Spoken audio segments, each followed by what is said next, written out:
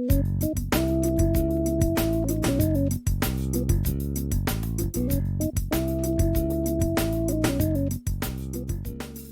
a todos y bienvenidos a Mates y Materialismo, charla entre estudiantes y para estudiantes. Yo soy Camila, militante de Alicia Uren y en este momento estudiante de tercer año de la carrera de Trabajo Social en la FACU. Y hoy los vamos a estar acompañando en este segundo episodio de Introducción a la Licenciatura en Trabajo Social.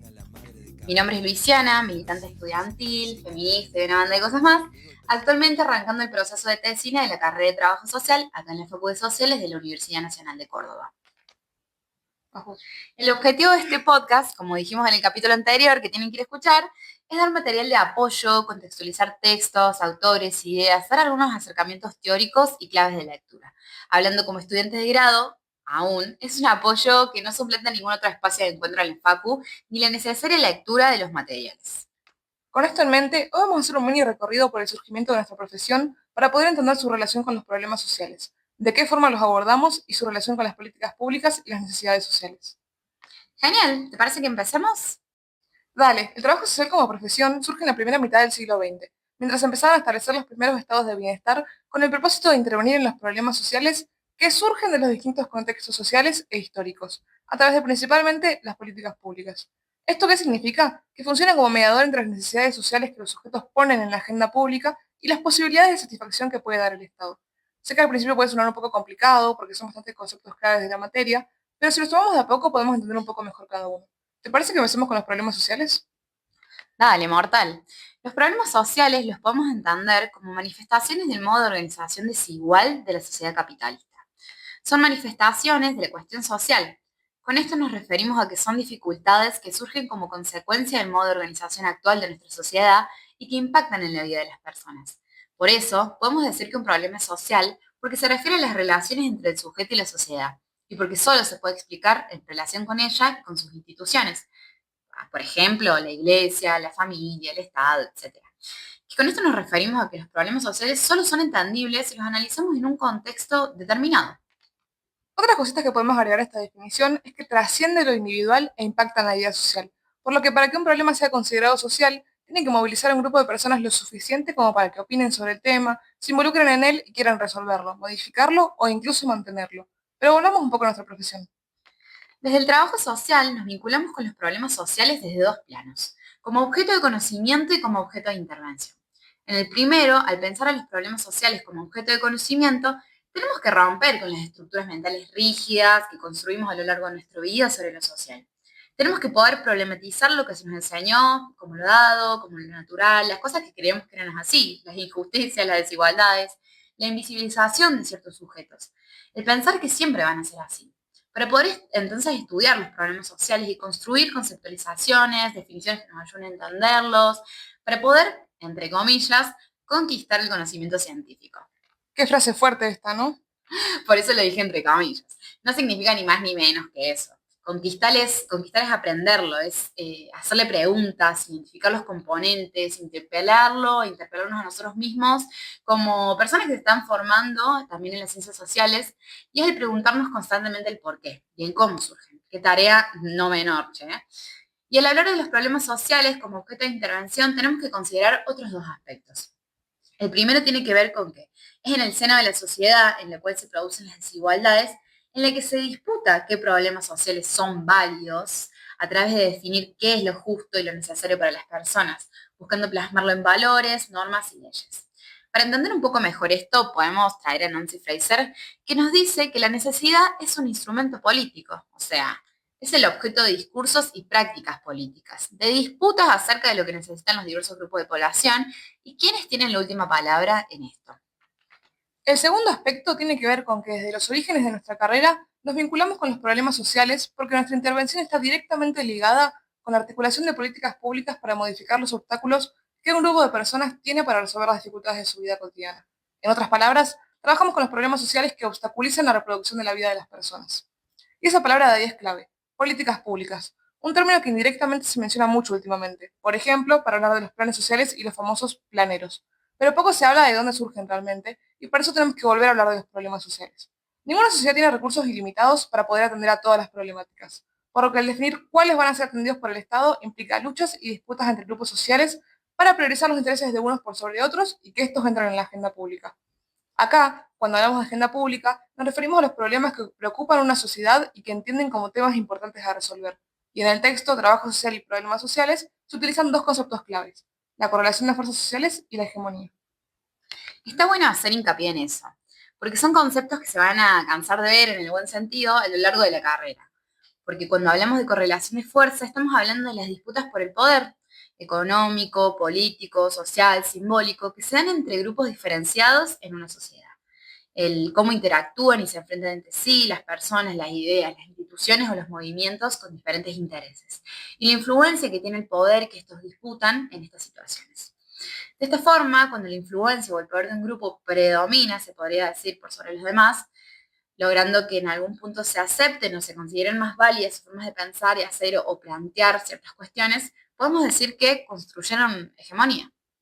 Bien, con esto un poco más claro podemos volver al tema. Como dijimos, los grupos sociales se encargan de poner en la agenda pública aquellos problemas sociales que creen que merecen ser resueltos. A partir de ahí, y de acuerdo a los distintos regímenes de gobierno, Aunque algunos no lo crean necesario, el Estado organiza la distribución de los recursos para intentar satisfacer algunas de estas necesidades a través de las políticas públicas, que las entendemos en un sentido generalizado como el conjunto general de acciones que lleva adelante el Estado, y en específico a través de las políticas sociales, que son mecanismos específicos que el Estado desarrolla para darle respuesta a las necesidades.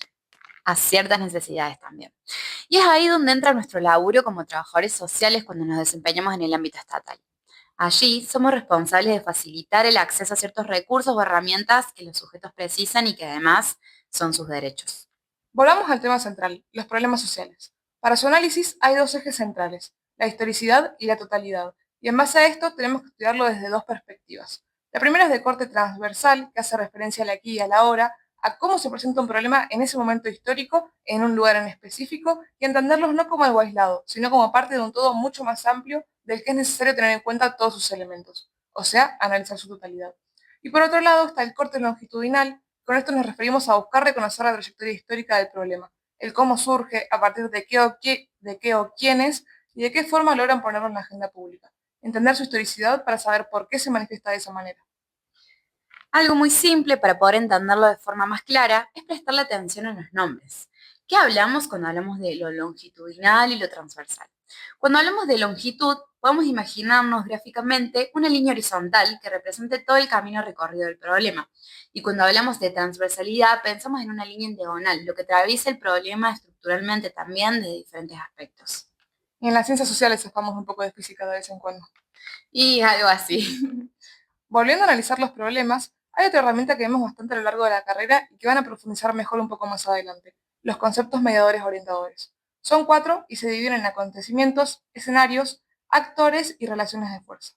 Respecto a los acontecimientos, podemos decir que hacen referencia al qué, a aquellas situaciones que toman un sentido especial para un grupo grande de personas y que genera distintas opiniones, percepciones y sentidos en los actores que participan, haciendo que los problemas se vuelvan sociales al pasar de ser de interés para una parte de la sociedad. Son manifestaciones del problema social. Por otro lado, el escenario es el dónde, el tiempo y el lugar donde se producen los acontecimientos. A partir de entender dónde se sitúa un problema, podemos comprender cómo se dan las relaciones de fuerza dentro del mismo y es siempre el contexto el necesario para poder interpretarlo lo más acertado posible. En relación a los actores, podemos decir que estos son quienes tienen un papel central en el entramado de relaciones sociales de un problema. Y a partir de allí plantean sus posturas respecto a qué consideran que se debe hacer en estas situaciones. Son quienes se organizan y movilizan para darle visibilidad, construyen lecturas, respuestas, se manifiestan al respecto de la problemática. Por otro lado, tenemos las relaciones de fuerza, que son aquellas relaciones que se dan entre los distintos actores de un problema. Estas relaciones pueden ser de cooperación, de negociación, de alianza, de enfrentamiento, etc. Y van variando a lo largo del tiempo. Por ejemplo, quienes tienen las mismas opiniones y en algún punto deciden trabajar juntos por un problema o algún tema, puede que después no lo sigan haciendo y que no lo sostengan a lo largo del tiempo. Y por eso decimos que también son dinámicas, además de históricas. En resumen, para poder comprender mejor o más acabadamente un problema social, necesitamos reconocer en qué escenario se producen los acontecimientos, por qué actores y mediante qué relaciones de fuerzas. Todo esto se da claramente en una estructura, en este caso una estructura económica, social, política. Y como dijimos, cuando explicamos la definición de problema social, solo se puede explicar en relación con la sociedad y el contexto por el cual se ve atravesada. Por último, y para ya ir cerrando con este tema, para pasar al siguiente, en el texto se resaltan algunos conceptos clave que, si bien ya los venimos mencionando a lo largo del podcast, nos parece necesario remarcar. Los problemas sociales tienen un carácter histórico-social. Se producen y definen desde el conflicto, que es parte inherente y constitutiva de nuestra sociedad. Además, a través de ellos, los sujetos expresan sus intereses y perspectivas vinculadas a sus posiciones culturales, ideológicas, políticas, económicas, a través de disputas de poder. Y en este proceso influyen los aspectos objetivos de la vida en sociedad, pero también las subjetividades en determinados contextos. Bueno, entendemos que a veces esto puede ser un poco enroscado, todo lo que hay detrás de un solo aspecto de la vida social. Pero a medida que se vayan adentrando un poco más en la carrera, estos conceptos los van a empezar a manejar mucho más fluido. No se enrosquen mucho si hay algún tema que les cuesta terminar de entender. Siempre en nuestra facu hay alguien dispuesto a resolver una duda, así que no duden en preguntarle a los profes, a sus compañeros o a los ayudantes alumnos. Ya entrando en el último tema, empecemos a hablar de las necesidades. Si bien los autores que hablan sobre este tema son muchos y muy variados, en la materia se trae a colación la definición de Agnes Heller. Ella fue una profesora de filosofía, escritora, feminista y militante comunista. Para conceptualizar un poco mejor desde dónde escribe, podemos resaltar de su vida que nació en Hungría en 1929, en el seno de una familia judía que sufrió la persecución en la Segunda Guerra Mundial. Se doctoró en 1968 en filosofía y poco tiempo después, por sus duras críticas al Partido Comunista Húngaro, emigró a Australia y después a Estados Unidos, donde ejerció como profesora de filosofía y continuó escribiendo. Aunque lo simplificamos en pocas palabras, la Chona tuvo una trayectoria enorme y en lo que respecta a nuestra carrera, fue una de las pocas filósofas que construyó su teoría en base a la vida cotidiana como fenómeno social.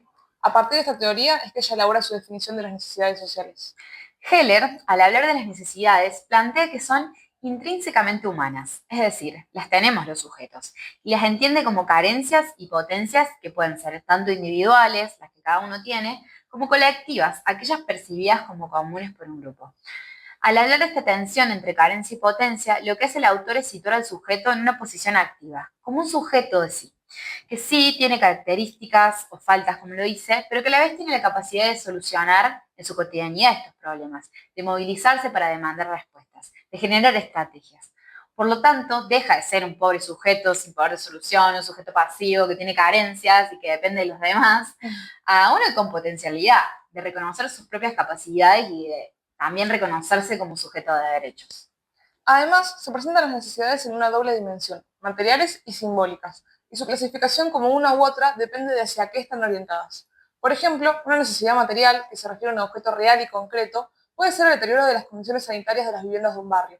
Y por otro lado, una simbólica pueden ser valores, disposiciones de sentimiento, conocimientos, habilidades, etc., como lo son las necesidades de subsistencia, protección y aspecto vinculadas a la salud materno-infantil.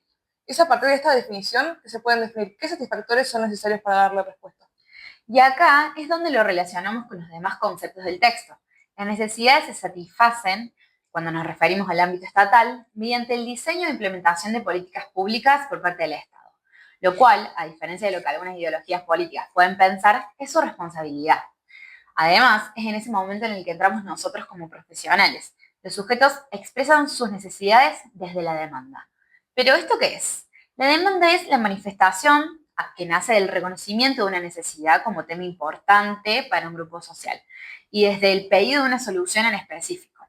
Un ejemplo de esto puede ser el caso de los vecinos del barrio de San Antonio, acá en la zona sur de nuestra ciudad de Córdoba, que se organizaron y reclaman hace más de 10 años que la contaminación que produce la fábrica de Porta, que se instaló en su zona después de la urbanización en el barrio, afecta la salud de los habitantes. Y esto además lo comprobaron con los múltiples estudios que se hicieron.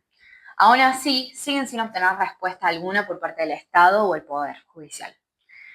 Por otro lado, hablamos de reivindicación cuando los sujetos se organizan colectivamente y de manera indeterminada para asegurarse de que sus necesidades sean satisfechas, y en el caso contrario asumen esa lucha como propia.